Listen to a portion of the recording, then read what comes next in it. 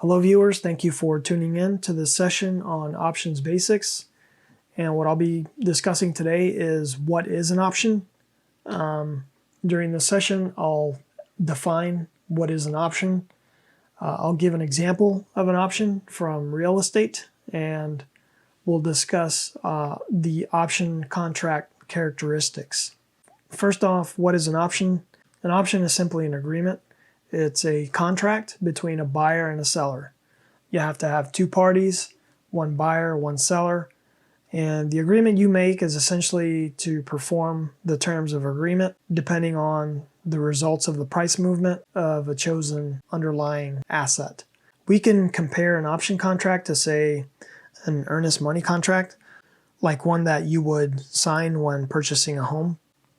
Let's say, for example, that there's a house you want to buy. You checked out the model home and you love the floor plan, you love the neighborhood, and you want to buy it. But it's a seller's market. Homes in the area are in really high demand, and the home seller is going to raise the price of the house starting tomorrow. The home is currently on sale for $300,000, but tomorrow the seller is going to raise the price to $375,000. You also know that the home's market value is at least $375,000. So the seller wanting to raise the price matches the market demand. So you want to be able to purchase the house at the $300,000 so that you can retain the $75,000 equity without having to finance at retail. The seller in this case is willing to give you the option to purchase the house at $300,000 if you give them a non-refundable earnest deposit of $2,000 in exchange for an additional 8 weeks at closing. So this will give you enough time to get your financing and everything in order for a closing in 8 weeks. You like the deal and you sign the agreement. You have now entered into a type of option contract. This options contract has several key characteristics that I want to outline. These characteristics are very similar to the characteristics of options contracts in the stock market. So as I go through these characteristics, keep them in mind because we're going to see them again in the next lesson when I show a real-life options contract. And these characteristics will come up again in the next lesson as well, as they should, because, again, these are options characteristics you'll see over and over again with every options contract. The first characteristic is control and leverage. An option contract gives the buyer control over the underlying asset for a much smaller premium. So in this example, the buyer will be able to control, once they sign the contract, they'll be able to control a $375,000 asset for a small premium of $2,000. The next characteristic is the price at which the buyer has the option to purchase the underlying asset. In this example, the strike price is $300,000. This strike price is fixed, it doesn't move. It's simply a fixed reference point from which the buyer and seller want the actual market price to move away from. The buyer wants the market price to move higher than the strike price because that will mean that he will be purchasing the property for cheaper than what he can get for it in the market. The seller wants the market price to go lower because that means that they're getting a better price for it than what they've been able to get it on the market. There's a few more characteristics of options that I want to go over, but first I want to take a little detour so I can give an example of the strike price. Now, the strike price is the price that will determine the option's profit or loss. The profit or loss is the difference between the market price, the strike price, and the price of the option. Okay, a good example of strike price is pole vaulting. When I was thinking of what's a good example? How can I explain strike price? And this image came to mind.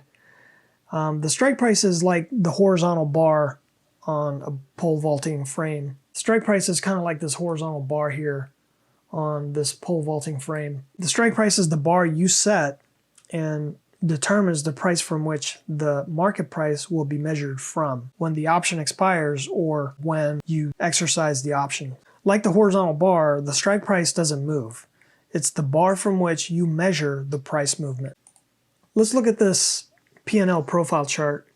This is a P&L profile chart just without the P&L curve. The horizontal line on the P&L profile is the scale that tracks the current price. This horizontal line here on this chart basically just measures where the current market price is. So if the market price is 50, you're talking about this point on the horizontal line. If the market price is 30, you're talking about this point on the horizontal line. The vertical line measures the profit or loss. In this case, if the profit is on the positive axis, the profit is positive. If the profit and loss is on the negative axis, then we're at a loss. The yellow line here in this example represents a chosen strike price. In this case, it represents a $40 strike. And this is simply the reference price from which the stock price will be measured from at the time that the options contract is either exercised or at the time the contract expires. Also, when we look at this chart, our profit and loss will depend on where the price is relative to the strike price. So if the market price closes at 50, then we have closed above the $40 strike. If the price closes at 20, then we have closed below the $40 strike. The next characteristic is the buyer's option to purchase. The buyer has the option to purchase, but not the obligation to purchase. That means that if he's not able to get financing, or maybe later he changes his mind, he can simply let the contract expire without having to purchase the home. Also, in this example, the seller has the obligation to sell the underlying asset, in this case the house, at the strike price of $300,000, should the buyer choose to exercise the option. That means that even after the market price of the home has risen to $375,000, the seller is obligated to sell the option at $300,000. Another characteristic of options is that they have value. An option value has two components. One is the intrinsic value, the other one is the extrinsic value. In this example, for this earnest money contract example, if the market price is higher than the strike price, then the option has intrinsic value.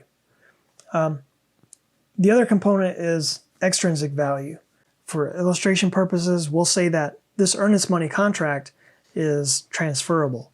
So if the buyer decides to back out, he can sell the contract to another party that may be interested in purchasing the home at the discount.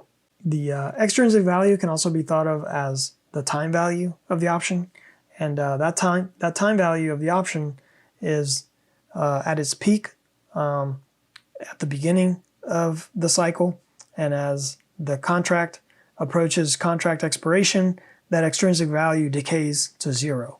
Another characteristic of the options contract is that in this example, the contract is only valid for 6 weeks.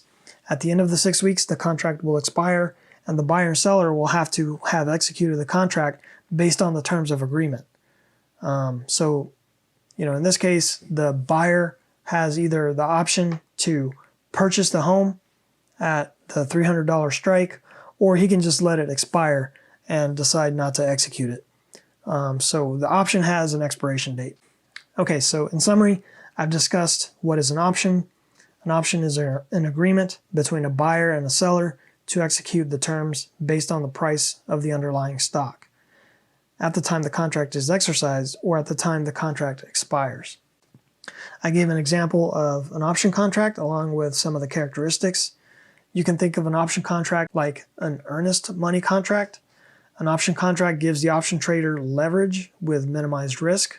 In this example, the buyer controls an asset of much larger value, an asset worth $375,000 with minimized risk. He's only risking $2,000 to control a $375,000 asset.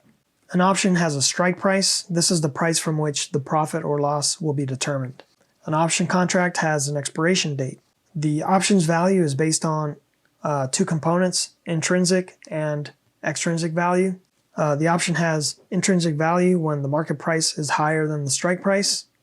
There are different types of options, and you can play both sides, calls and puts, and I'll explain that later. But in this example, the intrinsic value of this specific earnest money contract is based on the market value being higher than the strike price. The option has extrinsic value that's based on the option's transferability and time to expiration.